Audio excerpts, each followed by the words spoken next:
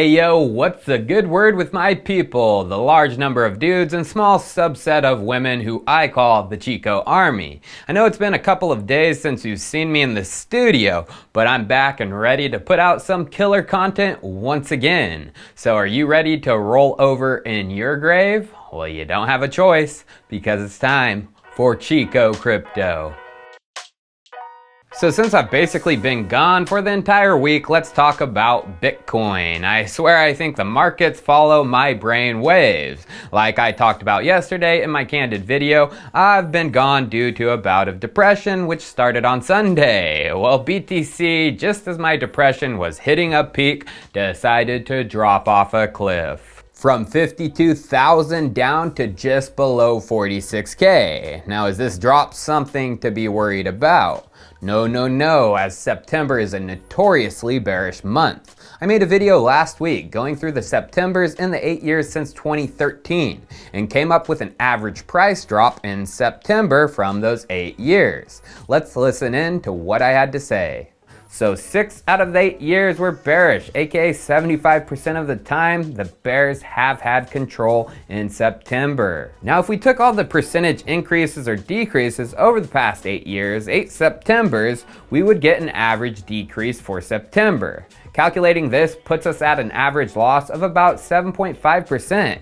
If this month is going to be bearish and follow the average, then Bitcoin from yesterday's price of $49,655 would fall down to a low of $45,900. Pulling back out the Bitcoin price chart, it fell right around to that number, a low so far of about $45,300. And according to the averages, a 7.5 decrease. This should be max pain for the month, as from the high of over 52K, where we were at September 7th, to the low was actually a nearly 14% decrease, almost double the average. And according to CryptoPotato.com, a Bitcoin whale, the third largest individual Bitcoin wallet, is accumulating large amounts of Bitcoin at these levels. They picked up 23 million in Bitcoin at 46,800 2 days ago on September 8th. And a couple of weeks before that, they also picked up another 23 million at 47,400. Around this number, this level seems to be the bottom.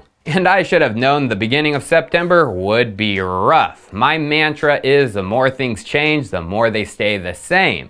And that is so true in the Bitcoin and crypto markets. One thing that doesn't change in the crypto markets is altcoins will always be around. Altcoins will usually follow Bitcoin, especially if it dumps. But when Bitcoin goes sideways or starts pumping, altcoins start to act differently. And over the past couple of days, Bitcoin has been sideways, and that means altcoins start to do something different like pump.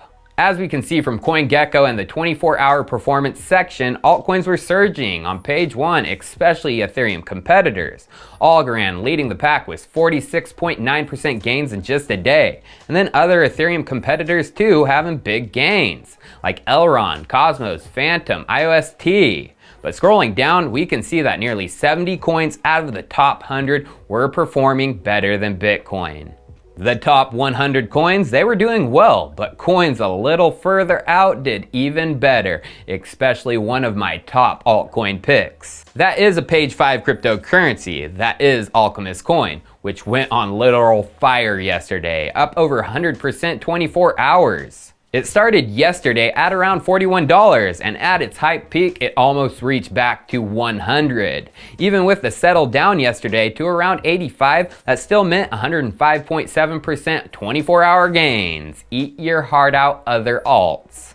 So what was the reason for this pump and volume explosion? The volume went from just 400 grand to the millions, to the tens of millions, and peaked out yesterday at just above 15 million. Something big had to have happened. And oh yes, it did. Something I predicted a long time ago. So to begin, a money sign DeFi on Twitter tweeted, "Probably nothing to see here with big eyes." And they included a picture of the Uniswap interface with an added bonus. It said, "Front-running protection. Your transactions are protected from front-running attacks using flash bots and MistX." Say what? MistX and the Flashbots technology is getting integrated into Uniswap? Now, this isn't confirmed yet, nor deployed on the Uniswap we know.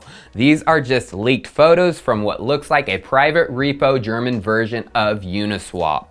Although there is some evidence to confirm that this might be true. Within the Uniswap GitHub, specifically the Uniswap interface section, there is a closed issue titled Front-Running Protections MistX, where Alchemist developer Dire0x was working with Uniswap senior engineer Moody Salem to commit to this to the Uniswap code, and it was closed 8 days ago. So remember, I said I predicted this. Let's just replay a couple clips of mine showing that I'm not pulling your leg. First, early April of this year, just 5 months ago, I dove into the initial connections before MistX was even released, and this is what I said. MistX sounds like it has a lot to do with MEV-Geth, and its GitHub MistX, it's not public anymore, it's private. Could MistX and Alchemist coins Crucibles have something to do with the gas savings of Uniswap v3? Only time will tell, but the connections are there. Uniswap to Paradigm to Flashbots, from Flashbots to the Ghost Step, from the Ghost Step to Alchemist. Cheers, I'll see you next time. And then once again, just 8 days later on 4/20, a special day, after Hayden Adams, founder of Uniswap, was tweeting about Flashbots. Let's listen in. Flashbots' mission to open source and democratize MEV is incredibly important and helps me sleep at night.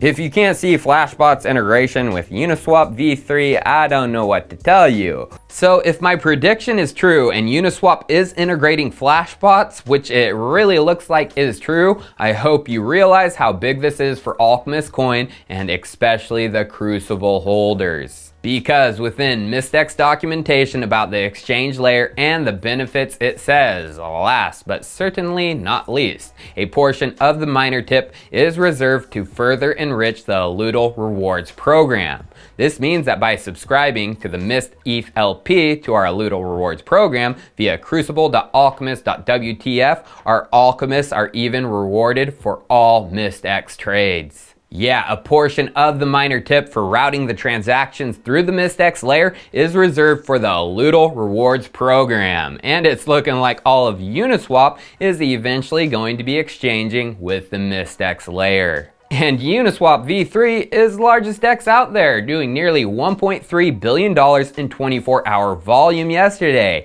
And if you add on v2, it's nearly $1.8 billion.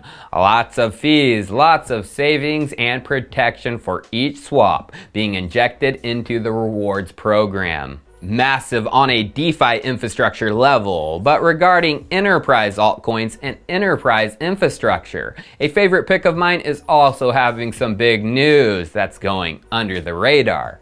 But before we get into that, it's time for a sponsored segment of this video brought to you by the team over at Rubic. And like always, the details of our agreement can be found in the description. So who is Rubic? Well, they are crypto's first official one-stop shop, a decentralized trading platform that leverages and aggregates multiple AMMs across 6 blockchain networks, with the 7th coming soon, and more throughout the year.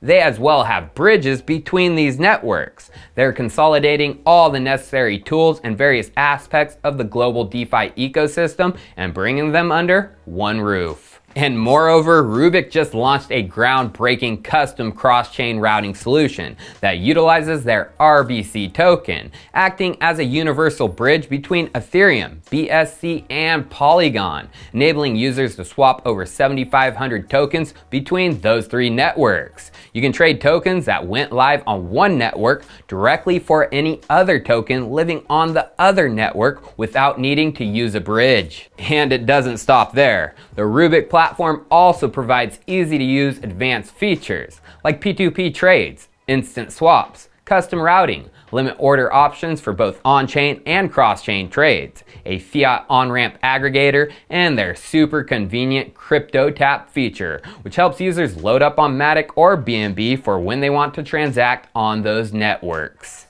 And this is all under one roof. But wait, there's more. Coming early Q4, Rubic is launching their decentralized liquidity pools, where users can partake in the pools and start earning fees on the revenue from those swaps. So what's the catch? Do I need to hold 1 million Rubic tokens or something like that to access their network? Nope. The Rubic platform is open to all to swap across chains. And the reality is the current process for conducting a cross-chain swap is a major headache that requires using multiple platforms, taking several transactions, and is often still very confusing for even the most experienced DeFi user out there. And Rubic is making that easy. So let's take a quick look and see how simple it really is to conduct a one-click cross-chain swap. So first we'll open the DEX by going to rubic.exchange and connecting our wallet. And looking at the menu, you can see their features: a traditional on-chain swaps, DEX aggregator, where you conduct on-chain trades on any of the various networks available, and you'll also notice the bridge for sending assets from one chain directly to the other. But we're going to click on the cross-chain tab. Okay, now let's select our first token. We'll choose ETH, and this ETH is living on the Ethereum blockchain. But mind you, we can choose almost any token that lives on Ethereum, BSC, or Polygon. We're just using ETH for this example. Okay, now we'll select the token we want to trade for. You'll notice we can trade for nearly any token on any of these platforms. But for this example, we'll go ahead and choose the Polygon network and we'll select the RBC token as the coin we want to trade for. Now that we're set there, we'll enter the quantity of tokens we're trading. Then after a quick review, we'll do what we always do and simply click the swap button. Once your MetaMask pops up, you'll confirm the transaction and then bada bing bada boom. The transaction is initiated and after a few moments, it will be complete. You just swapped assets for a token on one blockchain to an entirely different token on another blockchain, all with one click. No bridge was necessary and there was no confusion. This is a game changer. So are you ready to change your swapping game? If so, the links for everything Rubic are below. Now back to that enterprise altcoin with big news, like bigger than the markets realize, as the token is pretty stagnant.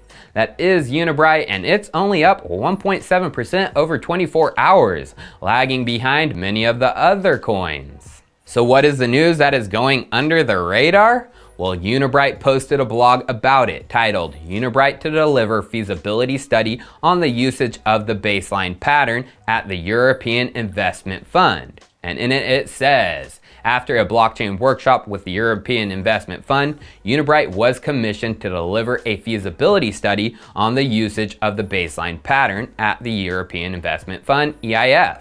The study will examine the potential to improve service provision to EIF clients and counterparts, including financial institutions, small and medium-sized enterprises, and mandators through the usage of the blockchain, and notably, the baseline pattern. And then they say who the EIF is. The European Investment Fund, EIF, is part of the European Investment Bank Group. And then going to the bank's Wikipedia, they say the European Investment Bank, EIB, is the European Union's investment bank and is owned by the EU member states. It's one of the largest supranational lenders in the world. Oh yeah, baby, and even the European Investment Fund tweeted about this. And then looky who decided to comment. The man himself, John Wolpert. He said, "This is a pretty big deal. Kudos to the Unibright and team." And I agree, John, this is a huge frickin' deal. Cheers, I'll see you next time.